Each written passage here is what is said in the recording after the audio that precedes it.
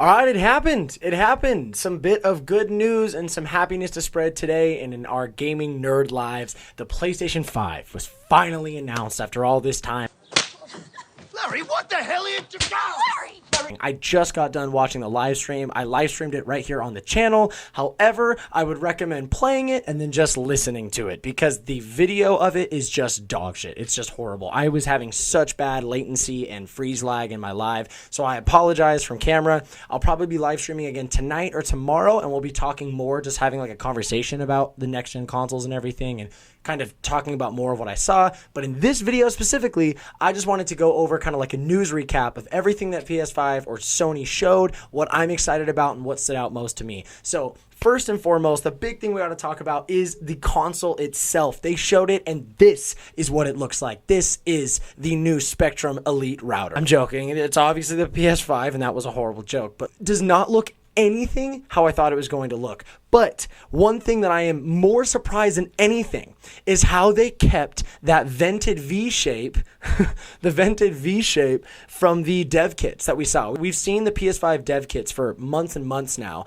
and now we actually see that V kind of vent shape carried through to this version. We've heard rumors that PlayStation went back and kept redesigning and going through kind of different cooling and venting systems and just different ways that the PlayStation looked in general because they were having issues with the cooling, which is kind of like Sony's vein of their existence. It looks like they took a big leap towards, hey, we are changing this and we're gonna make damn sure that this thing is cooled right because the vent is front and center on the front of this thing, and we saw it standing up. If I see officially from Sony that they release that this thing can sit on its side, if it does sit down sideways, I'll throw that picture up here as well. But from what I saw, it looks like this thing's designed to stand up, which also goes with the theory that people were saying that PlayStation was looking to a console that stands in a tower similar to the Series X. So if that's the case, if this thing is designed to stand up like that, I'm sure it'll be able to run on its side. You might have to get some sort of second accessory stand. But if it's designed to stand up like this, now we see that the next generation of consoles really are designed to sit like PC towers. They're designed to just stand up. But this does look much more like a standard console, just sitting up. Like if you take the Xbox or the PS4 and stand it up. It's just they went in a completely different route than I thought they were going to go. Sony's gone back to like an ergonomic kind of flowing, curvy look, and very far off from the PlayStation because the original PS4 was very jagged, very geometric and diagonal and straight. And then the PS4 Pro was even, they rounded the corners, but they still kept that flat kind of jagged look.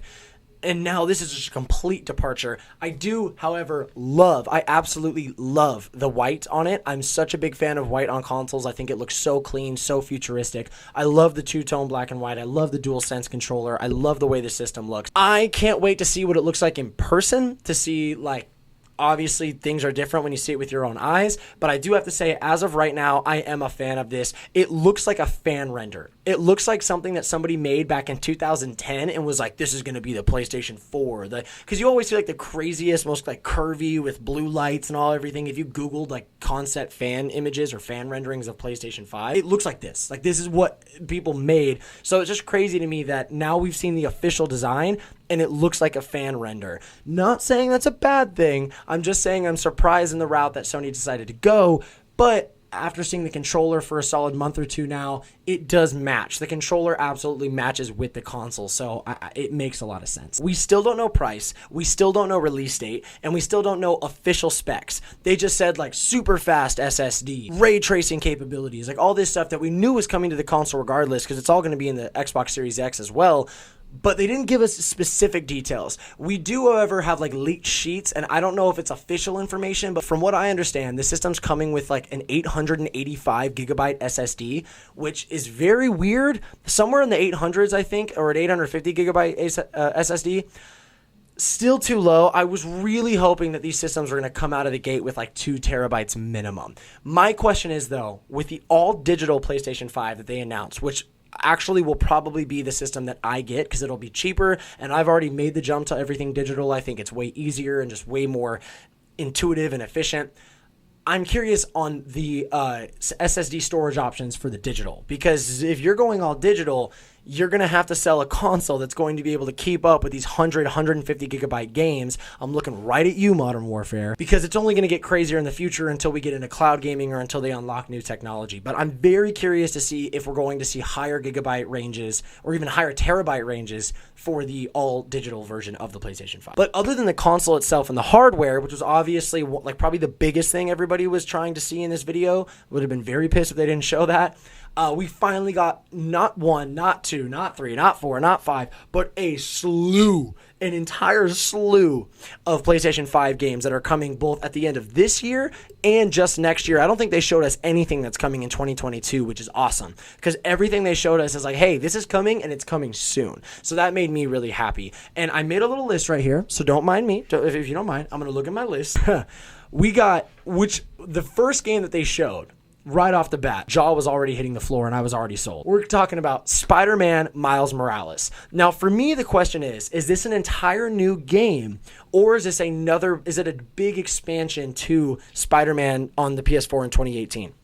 The way they made it seem is that it's an entirely new game, and they might be doing two different series. Like, there might be Spider-Man and Spider-Man Miles Morales. So we still might be getting a sequel to the 2018 Spider-Man, or I don't know if this is that sequel, or if they're just doing a spinoff in the series. Either way, the music with Kid Cudi, the game, like the shots, the way they made Miles look, everything. I am so sold on this. I would literally buy a PlayStation 5 for the Spider-Man Miles Morales game regardless. Like, I'm giddy in my chair thinking about playing a Miles Morales-based Spider-Man game that looks that beautiful. They showed a new Ratchet and Clank game that's like Rift Apart or something, where it has to do with interdimensional stuff. That's pretty cool. I haven't played a Ratchet and Clank game for about 10 years, but I know there's a lot of people, especially families, that are going to be really into that, and diehard Ratchet and Clank gamers that have just been waiting for the next installment in that series, so I'm happy for you. We saw Resident Evil 8, which is called Village, which looks absolutely insane. I'm actually excited for that because the game itself looked super intriguing and scary, and then they brought it all together in the end with it being a Resident Evil game, which I'm pretty sure is what they did with Resident Evil 7 to the last one. It looked like this cabin horror game that was really freaky,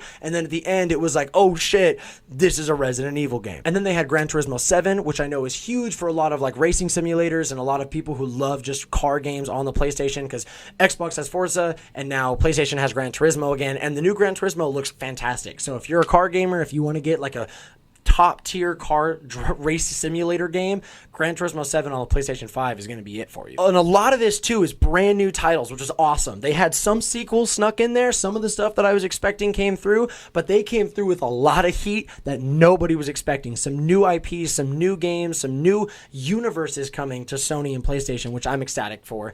And one of those is a game called Project Athia, or Project Athia, whatever you want to say. But just the gameplay and the terrain, it really showcased what they presented in that PlayStation 5 demo a few weeks back with all the polygons and the triangles. Just looking at the scenes from this gameplay and what they showed, and the rocks and the dirt and the trees and the grass, the sky, the clouds, I'm really interested in this game just based off how it looked alone. That game looks fantastic. And then another big one, which I loved the story, I loved the world, it looks super kind of Tokyo Ghouly, which was a Tokyo game. It's called Ghostwire Tokyo, and that game looks also incredible. I cannot wait to learn more about that game. I'm really into games like that right now, and just very interested in the story and the world building they're doing there. So I can't wait to hear more about Ghostwire Tokyo. And then another game which caught my eye because it just looked dope, from character design to weapon design to boss battles to everything. It's called Godfall. It didn't really show anything as far as story or as like what exactly the game's going to be, but it just looks like you have these crazy characters with even crazier weapons, and your goal is just to kick ass and get as good with those weapons as you possibly can get. I'm into that as well. So Godfall's on my radar too. And then, of course, the game that everybody was waiting for, the game that everyone and their mothers and their grandmothers and children and extended family and cousins was sitting around the family room with dinner waiting to hear. Sackboy. Yes, we're returning to Little Big Planet, the world of Little Big Planet with Sackboy.